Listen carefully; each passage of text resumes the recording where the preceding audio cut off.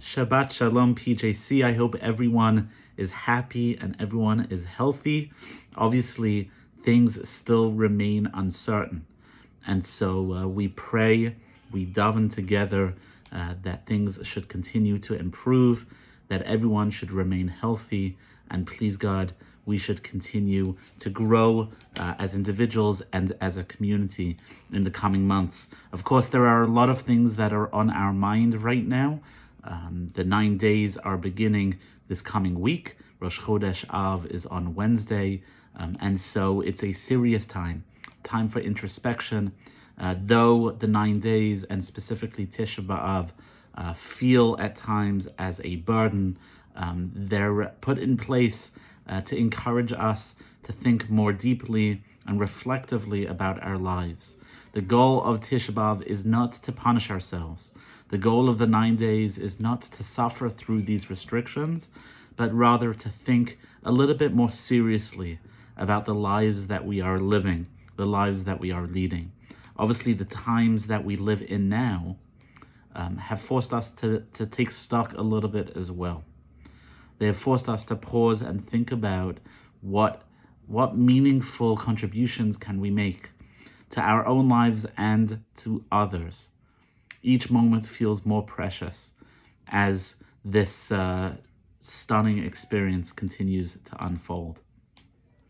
As we begin the final two parshiot, Parshas Matot-Masei, right? They're a long parshiot, but they are important because they are essentially the final parshiot in the Torah that are not the words of Moshe, are not the final speech of Moshe, as is the entire Sefer Devarim, but rather these are the final instructions that are being given to the Jewish people as they stand on the border of Eretz Yisrael, as they stand on the border of their next chapter in their journey, as we transition from a wandering nation to a nation living in its homeland. These are the final messages in the Torah. They are deeply relevant. If you look at the opening psukim of the Torah, of Parshas Matot-Masei, it's very interesting that we are introduced to the concept of taking on a neder. When an individual wants to restrict themselves further, when an individual wants to take upon oneself extra mitzvot, the Torah tells us, Ki yidor neder la'Hashem o hishava hashvua le'esor isor al nafsho le'yachel dvaro. If a man or a woman vows a vow to God or swears an oath to bind a bond for their will, they must not permit his word to remain unfulfilled. Meaning, when we make a promise, we have to follow through on the promise. It's so interesting that the Torah encourages us, almost, to think seriously about the impact of our promises. The Torah encourages us to take on extra mitzvot to a certain degree, all in the pursuit of holiness, all in the pursuit of Kedusha. It's not a practice that is one that we take on often, but it is a practice that the Torah takes very seriously. The goal of these extra practices, the goal of these extra customs is to create an environment of Kedusha above and beyond the 613 mitzvot that we would necessarily observe ourselves. And so when the Torah instructs us about taking on these extra mitzvot, if you will, taking on these extra observances, what we have perhaps come to know as the minhagim, the Parsha begins by speaking to who? V'yedaber Moshe, usually it's V'yedaber Moshe el bnei Yisrael lemor, but not at the beginning of this week's Parsha. When it's talking about the different minhagim, who does Moshe speak to? V'yedaber Moshe el rashei hamatot livnei Yisrael. You see, the minhag is a very individualistic experience. My family's minhag is to wait 3 hours between meat and milk. Your family's minhag may be to wait 6 hours or to wait 1 hour, right? Each minhag is very specific. Each minhag is very precise. And so when you're talking about the institution of custom, when you're talking about trying to create an environment of Kedusha, a subjective environment of Kedusha, Moshe cannot speak to the entire Klal Yisrael. He cannot speak to the entire Jewish people because there is so much individualism. There is so much that is personal within the creation of a community custom. There is so much that is personalized within the context of minhagim. If you walk into certain shuls, if you walk into Breuer's, the famous Yekesha shul in Washington Heights in New York City, you will experience something very particular, very nuanced, born out of the tribe of Jewish people who came out of Ashkenaz, who came out of Germany. The strong customs of that community create a flavor, create an essence for sanctity, create an essence for Jewish life.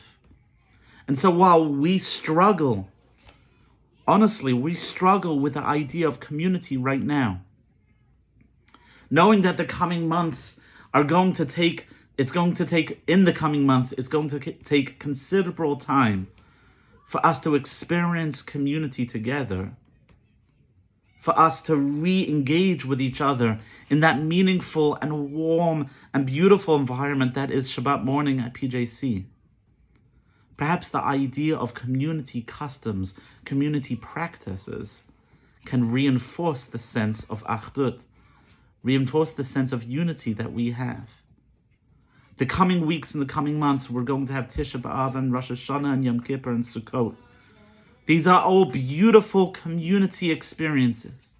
And while they won't be exactly like what we have done before, we are afforded the opportunity now to look at a blank page and say, what community customs should we put in place?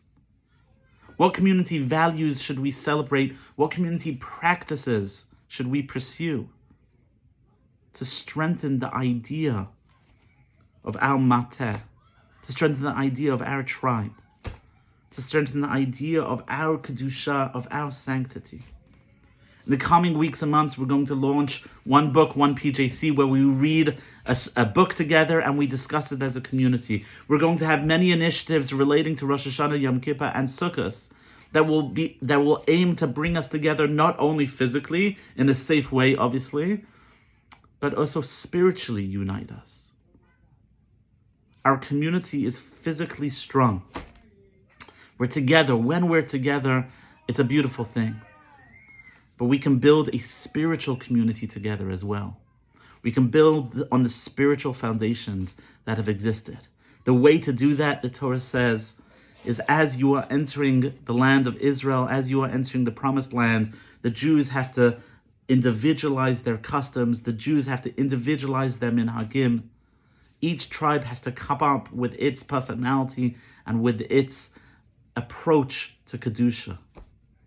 And so to us, as we enter these unprecedented times, these challenging times that challenge us on so many ways, the idea of community has never been more important. And so we have to challenge ourselves to pursue community minhagim, community customs that are the identifying marker of being a PJC family. They're the identifying kedusha, sanctity, of being a member of our shul, a member of our community. Wishing everyone a Shabbat Shalom. If you're joining us on one of the minyanim over Shabbat, I'd really look forward to seeing you. And if you're not able, you're not ready, you can't do it, know that we miss you. Know that you will be missed. Shabbat Shalom.